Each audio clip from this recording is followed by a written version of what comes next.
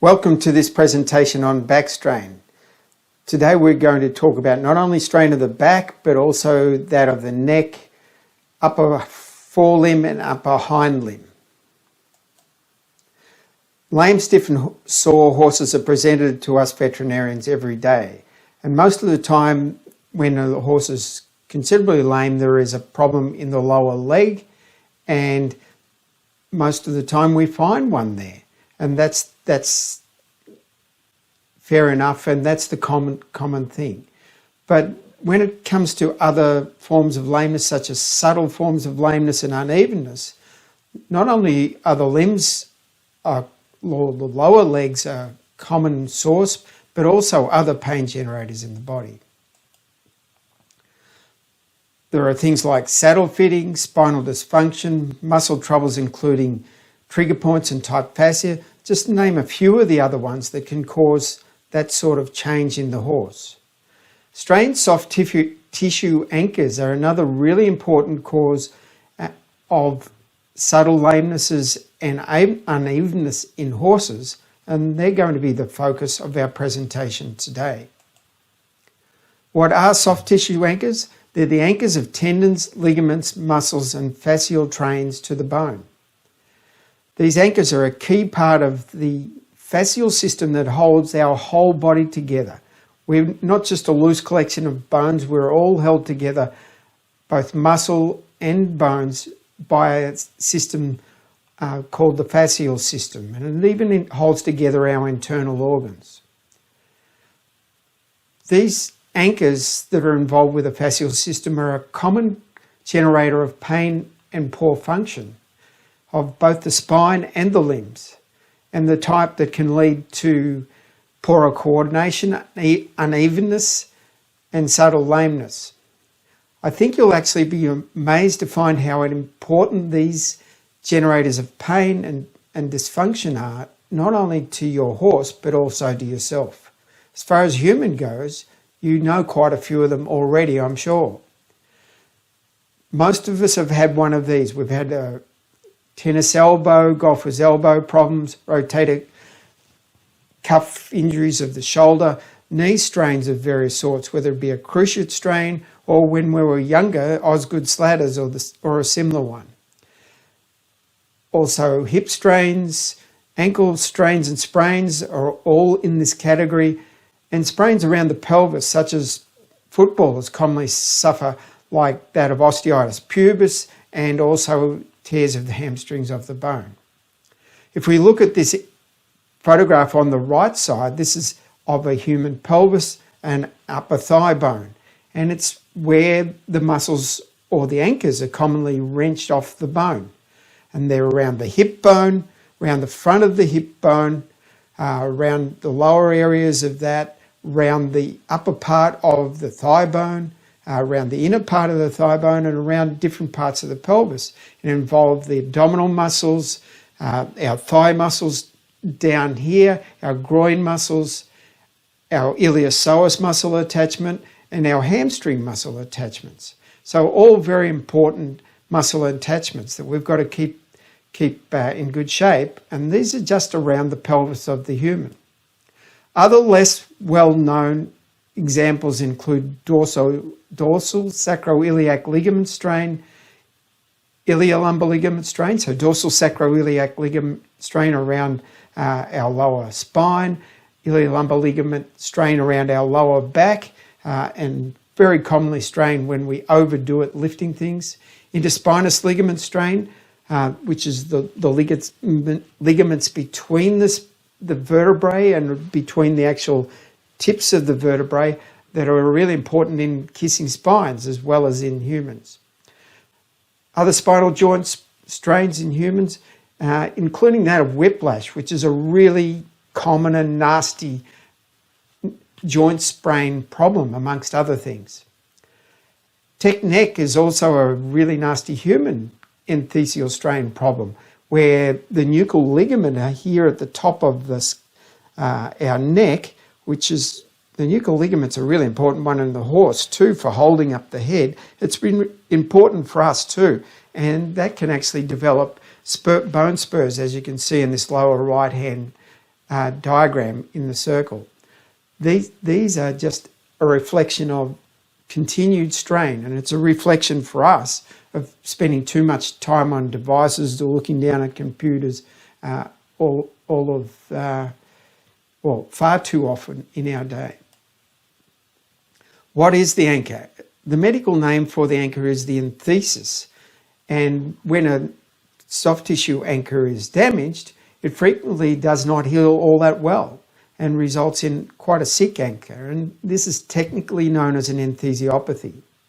Sick anchors are weak anchors and are very prone to re-injury and are major sources of pain and dysfunction. And they can cause stiffness, uneven gait, and even create muscle trigger points of their own. And in fact, they frequently do. In sick anchors, the pain detecting nerves actually grow extra feelers and extra sensors and wind up the pain that's generated from those damaged areas. And this becomes a major part of the pain generation, as well as the fact that the anchors are weakened. If we look at the diagrams on the right here, we've got a rough diagram of an anchor that acts a type that joins into the bone and into the periosteal surface. The one below is the common one for our shoulder, for our supraspinatus here, where the actual tendons and ligaments join into the bone by gradually becoming more and more calcified and becoming part of the bone. How do anchor strains occur? Do they just happen, or what happens? Very often they'll occur from major falls, and that's a no-brainer, I guess. The other one that really causes nasty ones is when an animal goes through extreme levels of exertion, like bursting out of a barrier or going down into a crouch, like this cutting horse is doing in the right lower picture that we've got here. These are really straining episodes. The other source of strain is one that you probably have no idea is so important, and that is from constant loading. And the sort of constant loading is like in technique, holding down here too long. And the other one is from bad posture. And that certainly is a major issue in horses. Horses don't often get enough exercise to keep them fit and healthy and picking up their belly well enough. So that belly drags down on their back and actually strains the back and changes the way the vertebrae move together. And when it comes to the mid-back, drops it down and pushes up the loin. And this slow, steady strain that's fairly constant gradually stretches the collagenous tissue to the point where it actually becomes sick, and where it joins the bone gets more and more sick, and that creates bony changes there, and it becomes a painful area of the body. Other common areas in the horse that we're going to go over today include sacroiliac ligament strain, muscle attachments to the hip bone, ones between the vertebrae, as I talked about earlier, as far as kissing spines go, shoulder strains that horses have very often, and in the hind limb, problems with around the hip bone and the muscle attachments to the actual upper thigh bone, just like that in humans, and also in the neck. The neck is a huge one. They're all really major in horses, but the neck is a really important one too. So where are the sacroiliac ligaments? People don't always have a good idea what sacroiliac ligaments are, and they're the ones across the top of the pelvis. If we look at this diagram on the left, then we're looking at the pelvis at the rear of the horse, obviously, where that joins the spine, where the spine comes onto the pelvis. That's where the sacroiliac joint is. And if we look down the back of the pelvis on this horse on the right, the skeleton on the right, the sacroiliac joints are immediately below the wings of the ilium or the pelvis there.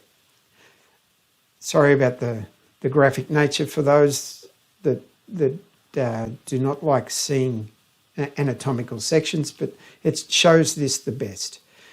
The dorsal sacroiliac ligaments are also a very important part of the sacroiliac coupling.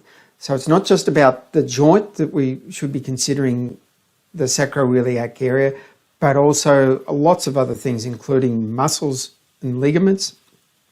The dorsal sacroiliac ligaments are one of the most major ones in that sacroiliac coupling, and they actually take a lot of the pressure or a lot of the force from our hind limbs as the horse pushes its body along. So they're extremely important, and they're also a major source of pain and sacroiliac dysfunction and unevenness in the hind legs and all sorts of problems that we see with the back legs, scuffing of the toes, all sorts of things. Shortness of stride can be associated with dorsal sacroiliac ligament pain. They're a key point in the fascial train system, so they're a key junction. We have a number of portions to the dorsal sacroiliac ligaments, the short dorsal and the lateral portions, and both have different effects on gait. And depending on the strain location, we can get tightening of the lower back, of the rump muscles, of the inside leg, and it looks like we've got an inner thigh muscle problem, but very often it's generated from the lower back in that case. And likewise, tightness down the hamstrings is very often generated from the back of the dorsal sacroiliac ligaments being in trouble and in strain and referring tightness into those muscles. So as I mentioned, we get shortened hind leg stride, unevenness, poor hind limb impulsion, intermittent sudden dropping of the hindquarters, and often we'll get uneven muscling of the rump and poor muscling of the rump on one side in particular. Around the hip bones is, as I mentioned, is another very important source. This is a major attachment of muscles in the hind limb area, and it can be torn in any direction around the hip bone. The hip bone muscle attachments are really important and include the long back muscle attachments at the front of the pelvis here, down the side of the front. There's lots of muscle attachments that can be affected by strain from slipping in paddocks and the likes. And these often leave tears that you can easily find by palpating around the hip bone, and also there's a lot of soreness associated with these that refers into the lower back of the horse. The internal and external abdominal oblique muscles attach there for one, so the front face of the hip bone can be really badly affected by that.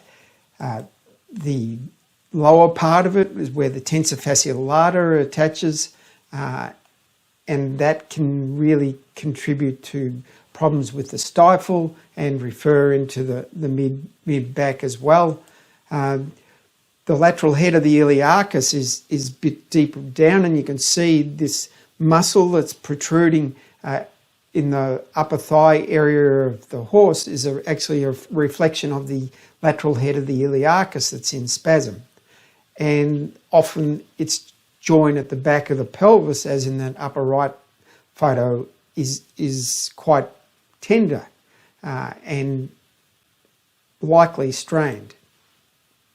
Around the stifle, we get strain of the ligaments associated with the kneecap or patella, and that in itself can contribute to the worsening of upward fixation or locking of the patella. Normally it starts as a problem with the back and the sacroiliac areas being out of synchronicity, if you like, and as time goes on, the ligaments get more and more strained. So that becomes part of it and is another strain issue we have to deal with. The temporomandibular joint and associated ligaments are another source of anchor pain in horses. The anchors, the joints themselves and their ligaments at the back of the joint tend to get stressed at times and become painful. And this is relatively common in horses, and we find tenderness when we examine that area, and it's often associated with horses clenching the bit on one side in particularly. It can be associated with teeth problems as well, particularly on the opposite side. And secondly, or lastly, a big cause is that of body asymmetry, where the horse may be crooked on one side of the pelvis, and that translates through to the upper neck and the jaw to be problematic on the other side of the jaw. And this is a relatively common thing in horses. Problems with the joint can lead to referred pain up into the pole, and this can make horses pole shy and bridle shy, along with upper neck problems as well. The C2, C3 joint is another source of, or another common source where anchor strain plays a part.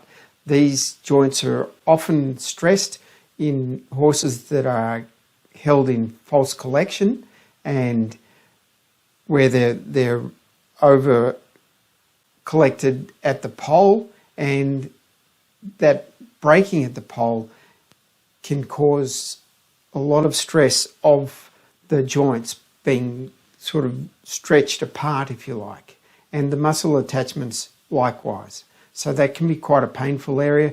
On x-rays and on scintigraphy, it's a hot spot for nuclear scintigraphy, and problems in this area lead to upper neck stiffness and resistance to turning of the upper neck. And it's a really important area, obviously, of the neck where you need good mobility. The lower neck joints are even bigger as far as being problems in the horse. It's really super common to have tenderness of the lower neck, particularly C5 and C6, and to a lesser extent C7. And soreness in this area causes resistance to side bending. It tends to make the horses more reluctant to move their forelegs well, and can even cause referred lameness of the foreleg. And to that extent, referred pain down the leg can confuse the situation when we're doing nerve blocks to try and locate just where the lameness is coming from in the lower leg, because we can block out the pain, but it's actually coming from higher up and being referred into the leg. So this is a really tricky part of lameness diagnosis. Problems with strain and tension in that lower neck can also destabilize the area and lead to horses behaving erratically at times, and sometimes very dangerously. And this can be exacerbated hugely too if the horse is already missing stabilizing components of the lower neck, like parts of the laminae and parts of the muscle attachments, as Dr. Christine G has really illuminated both in Australia and internationally in the last number of years. Her research has been phenomenal in that respect. Problems with this lower neck area can also lead to pressure on the spinal cord that leads to horses not being so well coordinated behind, and this can cause these horses to be diagnosed as wobblers when really it's a correctable problem, it's a treatable problem quite often. And sometimes horses are just retired or sadly sometimes put down because they look like wobblers when this area has not been resolved as a cause of the problem, and these horses may be saved. If they're missing the parts and they've become really bad and they've actually developed major pathology there, then there's a real reason that they do need to be put down. Pain in the girth region and wither, tension associated with that area can also drive problems in the lower neck, and in fact it is a common driver of that. The long neck muscles joint come through from the back under the shoulder blade and up and join up into the lower neck and pull on the lower neck. So if that's going on as well, then we have a huge number of things that are heading in the wrong direction. And most of these things can be dealt with and eased up or resolved by and large, so that the problem with the lower neck settles right down and is lost as an issue, or diminished rather as an issue. The front and rear of the shoulder blades is another area where anchor strain occurs. The attachments of the rhomboids at the front of the shoulder blade and the cervical serratus are areas that are commonly tender and associated with strain. At the rear of the shoulder blades, we have the same sort of problem, though that area is probably a lot more commonly and more severely affected, because it's also associated with girth pain that comes from birth trauma and other causes for that region. And tension through the back of the shoulder blade, or tension through the back of the foreleg, through the triceps, and through the serratus ventralis on the girth side, can be a real cause of long-term damage to the back, the anchor at the back of the shoulder blade, and this then can cause further problems. Overriding dorsal spinous processes commonly result from poor posture or sway back. Saddle seat area is the most common involved, where we sit between around thoracic 13 through to thoracic 18 is the most affected by the tips of vertebrae coming together or overriding. And post-mortem studies indicate that about 90% of horses on post-mortem have this condition. And if we look at X-ray studies, something like 50 to 60% of normal horses will show overriding of the dorsal spinous process or the tips of the vertebrae. As I mentioned, anchor strain is part of what's involved with kissing spines too, because not only do the tips of the vertebrae come together, but the interspinous ligaments are involved, the ones that join the spines of the vertebrae together. Because when the horse's back drops into a sort of a sway back posture, the tips of the vertebrae come together and kiss, yes, but also the ligaments that are normally running just between the vertebrae like this are stretched, not to this extent, but they're stretched that way. So you get the effect where the ligaments themselves are stretched and their joints with the bones are particularly damaged. And if you look at the diagram on the bottom right, you can see there's actually extra bone produced where the stretching has occurred. In the center one, sorry it's not a great image, but we've got 3 tips of vertebrae there, and the interspinous ligaments are the ones in between those tips. The supraspinous ligament comes across from above, and that's also joining the interspinous ligaments, and that can be strained by changes as well.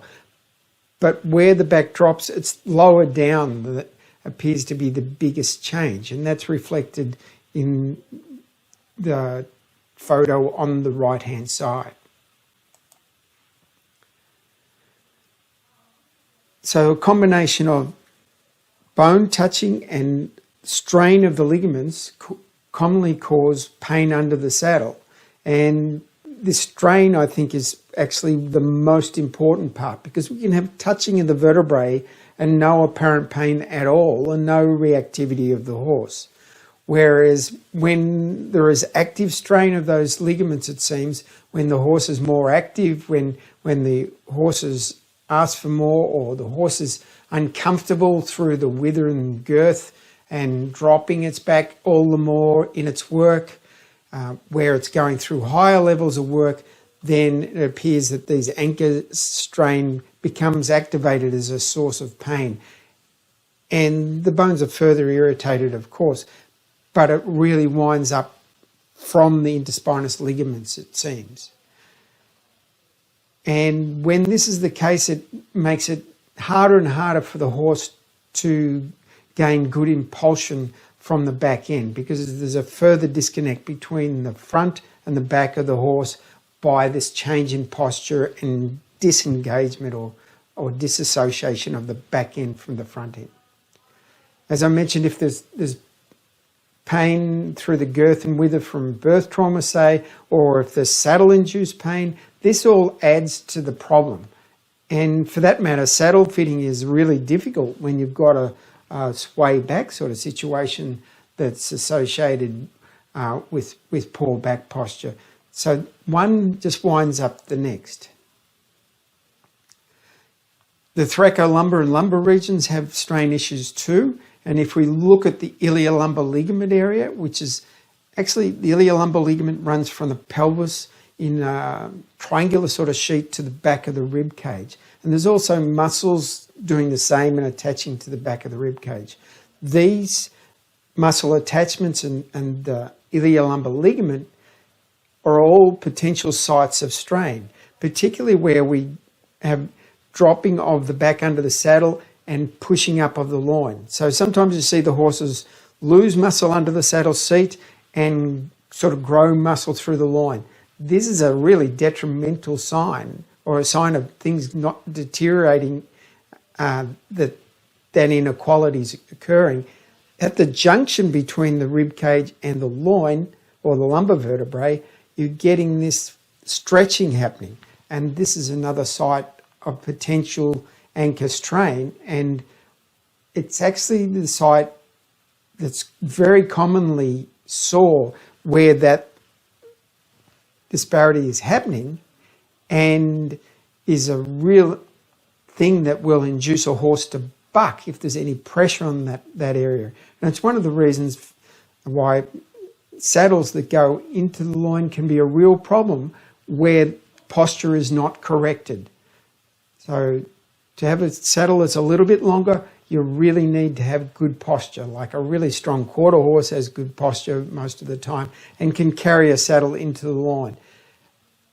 Horses where their back drops at the rib cage cannot carry that very well.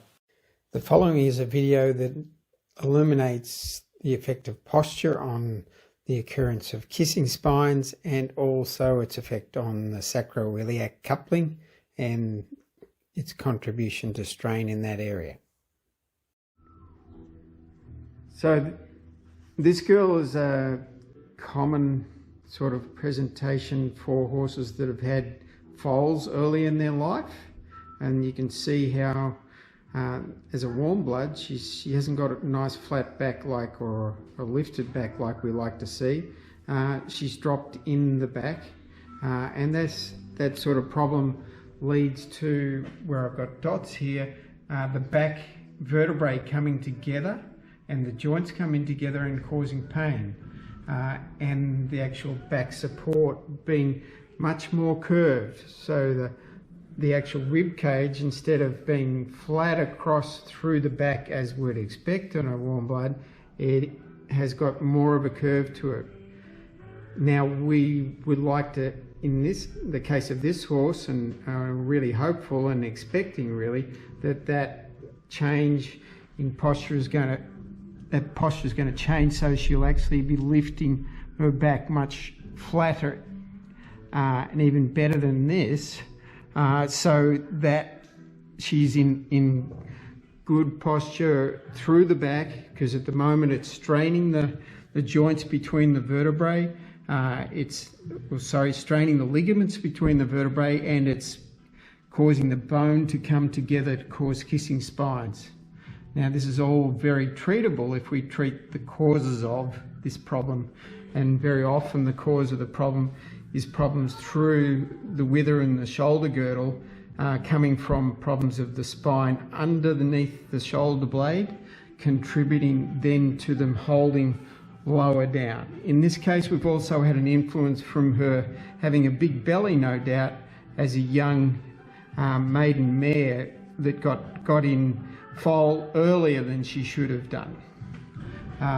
What is also happening is that the sacroiliac area is getting disunited or disconnected with the rest of the body because of this dip through the middle of the back.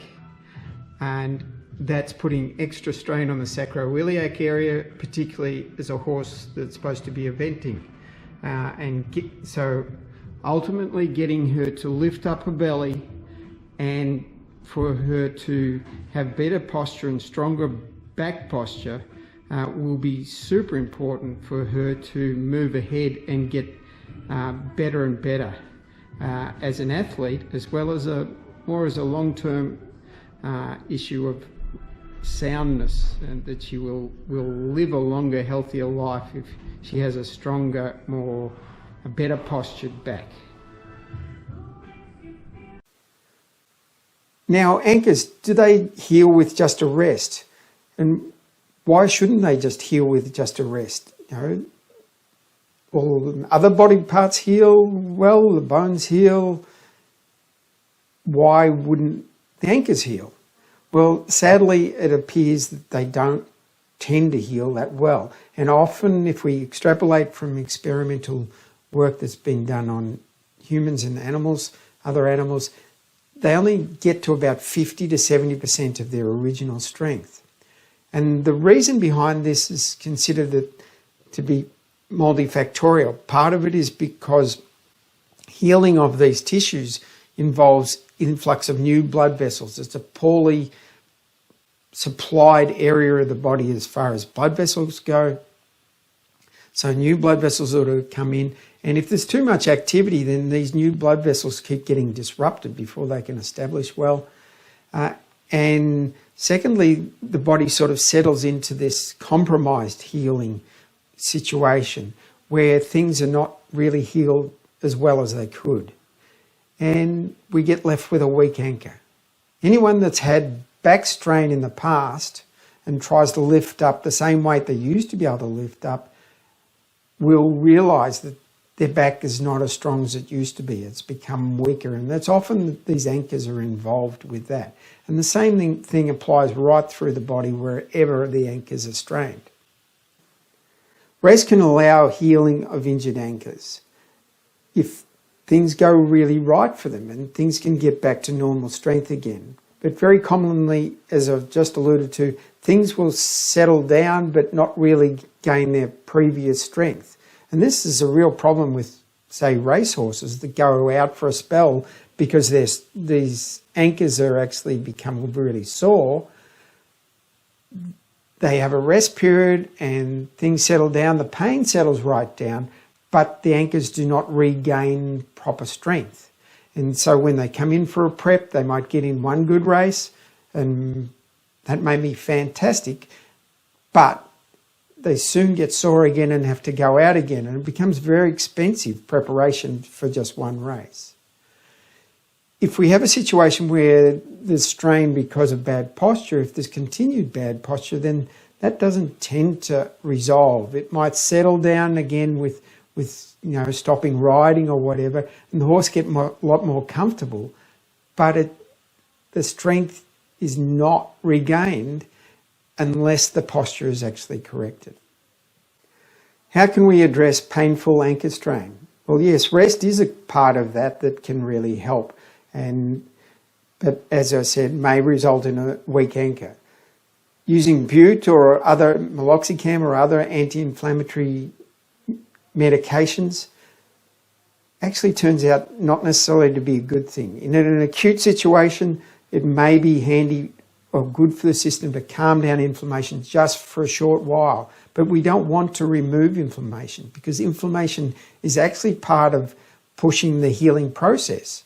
And if you don't have it, you actually stop good healing. And experimentally, this has been shown to be the case in humans and other animals, where these non-steroidal anti-inflammatory drugs can reduce the healing process. And I think in horses, it's reflected the same, even if we haven't got the experiments to back that up. So in moderate to mild situations, certainly I wouldn't recommend using any bute. Certainly, settle things down in other ways, but avoid bute. Cortisone likewise is a no-no with trying to get things to heal. It reduces pain and inflammation, but it also is a major inhibitor of healing and tends to actually weaken tissue. So if we've got a kissing spine case where cortisone is injected around the tips of the vertebrae and also down the ligaments, sure, that might take out the pain for a period of time, particularly with a long-acting cortisone, but it'll actually weaken those tissues that appear to be both sick and also weakened by strain. It's not helping it to strengthen, it's doing the opposite. There's also a risk that laminitis can develop in your horse, and that can be the end of a good horse, and a really sad end if that happens. So what can we do to assist healing in a really positive way? We can use stem cells or regenerative injection therapies of various sorts. These include stem cells, which is the top end of things and expensive. We can use platelet-rich plasma, which is a very good thing to use, but again, works out fairly expensive. Or we can use dextrose prolotherapy, which is very effective at stimulating the healing process, though not as effective as the others. All these three stimulate the release of growth factors and stimulate the healing process to resume in weak and injured tissue. Dextrose prolotherapy, and dextrose is not a cortisone, it's a type of sugar. Prolotherapy also settles irritated nerves associated with the injured tissue. And this is a very important part of pain associated with anchor strain, and something that we need to address well, and it's one of the best to do that. So if we look at the expense again, on the left it's going from least to most expensive, and we're going from least expensive with dextrose prolotherapy to platelet-rich plasma up to stem cells. The strongest effect, as I mentioned, is coming down the other way. But dextrose prolotherapy is still a very effective therapy as it is. It's certainly one of the most cost-effective ways to reduce pain and increase healing in a fairly rapid sort of way. So here we see regenerative injection therapy in the form of dextrose therapy being provided both to a stifle on the left and to a sacroiliac on the right. And we expect really good improvement in all sorts of strain situations with the correct use of dextrose prolotherapy. And combining acupuncture and chiropractic really brings on a very strong improvement type result.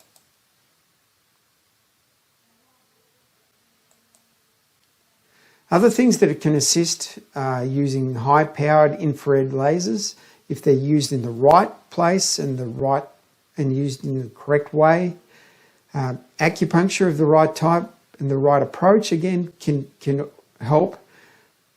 As I mentioned, veterinary chiropractic and osteopathic treatments can help deal with the upsets in the way the body is working and reduce the tendency for sprains through the spine to be happening. And that's actually a key or an essential part of getting things right. There's no good working on just one area of the spine if there's other things contributing to why that is straining and keeping strain. Good nutrition is really important, and joint foods can be really handy in that regard too, in the form of pentazan or foresight and similar things. Massage can increase the blood supply to the area and reduce tension that's associated with the local muscles, and that's all beneficial.